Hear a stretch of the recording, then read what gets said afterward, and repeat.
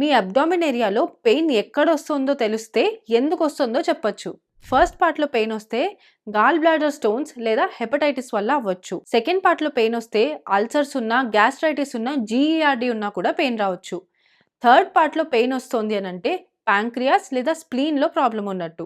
Fourth పార్ట్‌లో pain వస్తుంటే right side kidney stone, ulcerative colitis, IBS లేదా కాన్‌స్టిపేషన్ ఉండొచ్చు. ఫిఫ్త్ పార్ట్‌లో పెయిన్ వస్తుంటే మీకు food poisoning, constipation, umbilical hernia లేదా రప్చర్డ్ ఆర్టరీ కూడా అయి ఉండొచ్చు. సిక్స్త్ పార్ట్‌లో పెయిన్ ఉంటే లెఫ్ట్ సైడ్ కిడ్నీలో స్టోన్ ఉండడం, IBS, Crohn's disease, ulcerative colitis లేదా కాన్‌స్టిపేషన్ ప్రాబ్లం వల్ల కూడా అవ్వచ్చు. సెవెంత్ పార్ట్‌లో పెయిన్ వస్తే కామన్‌గా అపెండిసైటిస్ అయి ఉండొచ్చు.